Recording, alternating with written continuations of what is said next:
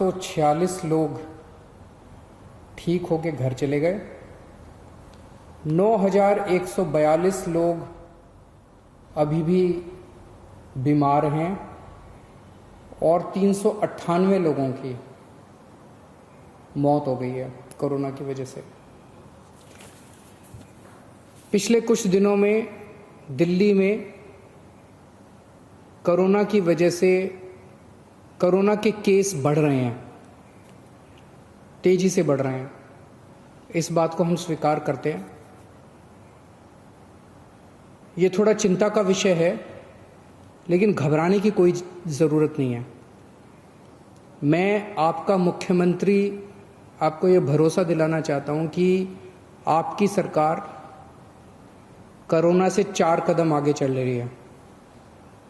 जितनी ज़रूरत है उससे कहीं ज़्यादा इंतज़ाम हम आपके इलाज के लिए कर रहे हैं। जैसा मैं हमेशा कहता आया हूँ कि हम परमानेंटली ज़िंदगी में लॉकडाउन नहीं कर सकते, सब कुछ बंद करके नहीं रहा जा सकता। आज कोई ये नहीं कह सकता कि 1 महीना लॉकडाउन और कर लो तो कोरोना ठीक हो जाएगा, या 2 महीना लॉकडाउन और कर लो तो कोरोना ठीक हो जाएगा। कोरोना रहेगा, और अगर कोरोना रहेगा तो कोरोना का इलाज करने का इंतजाम करना पड़ेगा। हमारी पूरी सरकार इस टाइम कोरोना के मरीजों का इलाज करने की तरफ ध्यान दे रही है।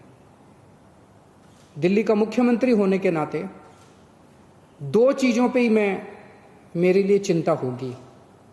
अगर दिल्ली के अंदर कोरोना की वजह से मौत का आंकड़ा बहुत बढ़ने लगा, मेरे लिए चिंता होगी। मेरा पूरी कोशिश है कि कोरोना के मरीज अगर बढ़ भी रहे हैं तो वो ठीक हों और घर चले जाएं, ठीक हों और घर चले जाएं। तो मौत नहीं होनी चाहिए कोरोना की वजह से, इसको कम से कम रखने की हम पूरी कोशिश कर रहे हैं। और दूसरी चीज़, कोरोना की वजह से मान लीजिए 10,000 पेशेंट हो गए और हमारे पास 8,000 बेड हैं, तो मेरे लिए चिंता का विषय है।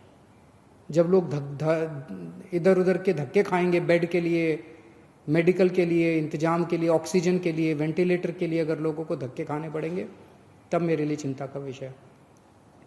और अगर बेड कम पड़ गए, ऑक्सीजन कम पड़ गई, वेंटिलेटर कम पड़ गए, पीपी किट कम पड़ गए, तो उसकी वजह से मौत भी ज़्यादा हो जाएंगी, क्योंकि उनको इंतजाम नहीं मिलेगा। तो इस तरफ हमने पिछले 1 हफ्ते में हमने बेड्स का खूब इंतजाम कर लिया है। आज दिल्ली में 17,386 अभी तक टोटल केस हुए। इनमें से केवल 2100 पेशेंट अस्पतालों में है,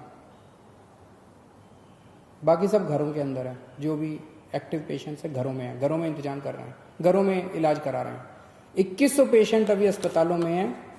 और हमारे पास पिछले 1 हफ्ते में हमने इस पर काफ़ी काम किया है। आज की डेट में 6600 बेड कोरोना के, केवल कोरोना के लिए 6600 बेड का इंतजाम कर लिया है। पिछले हफ्ते जब मैं आपसे मिला था 1 हफ्ता पहले, हमारे पास टोटल मिला के 4,500 बेड का इंतजाम था। पिछले 1 हफ्ते में हमने 2100 और बेड का इंतजाम कर लिया। 6600 बेड हैं आज हमारे पास। इन 6600 बेड्स में से केवल 2100 बेड के ऊपर पेशेंट हैं, 4500 बेड खाली पड़े हैं अभी अपने पास। और पिछले हफ्ते हमने ऑर्डर जारी कर दिए, 5 जून तक दिल्ली में 9,500 बेड्स तैयार हो जाएंगे। उनकी तैयारी चल रही है, ऑर्डर जारी कर दिए हैं। कई होटल्स को टेक ओवर कर रहे हैं हम लोग, होटल्स के अंदर बेड बना रहे हैं, वहाँ पे ऑक्सीजन कॉन्सेंट्रेटर लगाएंगे, अगर जरूरत पड़ी वहाँ भी ऑक्सीजन देने की, वहाँ भी ऑक्सीजन देंगे। तो 2100 पेशेंट्स के, केवल 2100 आज पेशेंट्स हैं, 6,500 बेड तैयार हो चुके हैं और 9,500 बेड और 1 हफ्ते के अंदर तैयार हो जाएंगे। तो आपको चिंता करने की ज़रूरत नहीं है। थोड़ा सा आपको ब्रेकअप दे देता हूँ। दिल्ली सरकार के जो अस्पताल हैं, इसके अंदर अभी तक हमारे पास 2,500 बेड थे। 5 जून तक 4600 बेड तैयार हो जाएंगे टोटल। केंद्र सरकार के अभी तक 2329 बेड थे, ये थोड़े कम हो गए हैं, 2229 बेड अब केंद्र सरकार के हैं अस्पतालों में। और प्राइवेट में सबसे ज़्यादा डिमांड थी, 677 टोटल अभी तक बेड थे। आज की डेट में 2677 हो गए हैं। 2,500 से ज़्यादा बेड आज प्राइवेट में अवेलेबल हैं, प्राइवेट अस्पतालों में। 2,500 से ज़्यादा। और 5 जून तक 3677 3,500 बेड प्राइवेट सेक्टर में हमारे पास हो जाएंगे। अक्सर बहुत सारे लोग प्राइवेट में जाना चाहते हैं, कहते जी मेरे पास तो इंश्योरेंस है, मैं तो प्राइवेट में जाना चाहता हूँ। आपकी मर्जी, आप कहीं भी जाइए, लेकिन आपकी जानकारी लेके बता दूँ, जैसे दिल्ली के सरकारी स्कूल बहुत अच्छे हैं, दिल्ली के सरकारी अस्पताल भी बहुत अच्छे हैं। अगर आप सरकारी अस्पतालों में जाएंगे तो आपको अच्छी व्यवस्था मिलेगी। एक चीज आपकी, एक आंकड़ा आपकी जानकारी के लिए, 14 मई को दिल्ली में 8,500 केस थे। 15 दिन बाद आज 17,000 केस हैं, डबल हो गए, 8,500 केस बढ़ गए। 14 मई को दिल्ली के अस्पतालों में 1,600 मरीज थे, आज 2,100 मरीज हैं। 8,500 पेशेंट बढ़ गए, लेकिन अस्पताल में केवल 500 मरीज बढ़े।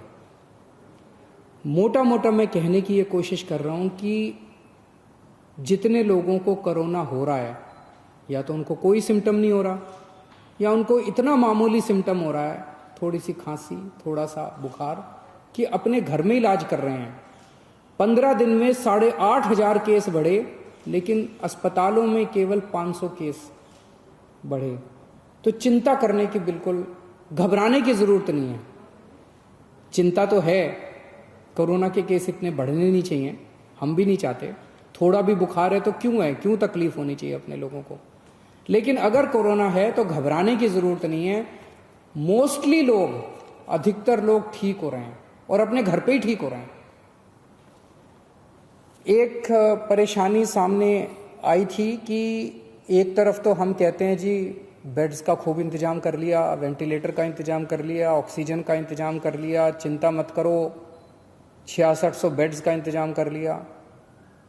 लेकिन अगर किसी के घर में कोई कोरोना का मरीज हो तो वो कहाँ जाए, उसे नहीं पता कि कौन से अस्पताल में कितने बेड खाली हैं, उसे नहीं पता कौन से अस्पताल में कितने वेंटिलेटर खाली हैं। कुछ मामले आए जिसमें कुछ लोगों को धक्के खाने पड़े, जानकारी का अभाव था। एक तरफ बेड खाली हैं और दूसरी तरफ लोगों को पता नहीं है। तो इसके लिए मैंने पिछले हफ्ते आप लोगों को बताया था, एक ऐप बना रहे हैं, ऐप बन गया है, उसकी टेस्टिंग चल रही है। परसों सोमवार को उस ऐप को लॉन्च करेंगे। उस ऐप को आप डाउनलोड कर लेना। उस ऐप में आपको एक अस्पताल का डेटा मिलेगा कि इस अस्पताल में टोटल इतने बेड हैं, इतने खाली हैं, इस अस्पताल में टोटल इतने वेंटिलेटर हैं, इतने खाली हैं। अगर किसी के भी घर में कोई बीमार हो तो आपको पता है कि किस अस्पताल में बेड खाली है और किस अस्पताल में वेंटिलेटर खाली है। आपको कहीं धक्के खाने की जरूरत नहीं है, आप उस हिसाब से उसी अस्पताल में जाओगे। जिनके पास स्मार्टफोन नहीं है वो वेबसाइट पे जाके कर सकते हैं, वेबसाइट वेब पेज भी बना रहे हैं, और एक हेल्पलाइन 1031 जो है उसके ऊपर भी ये वाली सारी जानकारी आपको मिल जाया करेगी। तो इसके बाद मैं समझता हूँ कि आपको इधर उधर कहीं धक्के खाने की जरूरत नहीं पड़ेगी। एक मेरी सब लोगों से ये निवेदन है कि गंदी राजनीति के चलते कुछ लोग भ्रमित करने वाले वीडियो बनाते हैं। वीडियो कहीं और का है। आज सुबह से कोई एक वीडियो चला रखा है कि देखिए कितनी लाशें दिल्ली के अस्पताल में, वो पता चला कहीं और का है, दिल्ली का है ही नहीं। कल किसी ने चला दिया कि देखो दिल्ली सरकार के अस्पताल में कितना गंदा खाना, वो पता चला दिल्ली सरकार का अस्पताल ही नहीं था, कोई और अस्पताल था, किसी और का अस्पताल था, दिल्ली सरकार का था ही नहीं। तो एक तो मेरी लोगों से, जो भी लोग ऐसा करते हैं उनसे निवेदन है, देश इस टाइम बहुत मुश्किल अवस्था से गुजर रहा है। इस वक्त अपने को सबको राजनीति छोड़ के एक साथ मिलकर देश के लिए काम करना है। इस किस्म की गंदी राजनीति ठीक नहीं है। ये अपने देश को कमज़ोर करती है, अपने समाज को कमज़ोर करती है, अपने लोगों को कमज़ोर करती है, व्यवस्था को कमज़ोर करती है। जब ये कल वीडियो आया कि दिल्ली सरकार के अस्पताल में खाना अच्छा नहीं है, मैंने फ़ोन किए सब जगह एमएस वगैरह को, इसको मैं पता करो ये क्या है। उनका मनोबल टूटता है। वो कहते हैं जी हम इतना अच्छा काम कर रहे हैं और फिर भी हमारे बारे में इस तरह से दुष्प्रचार किया जा रहा है।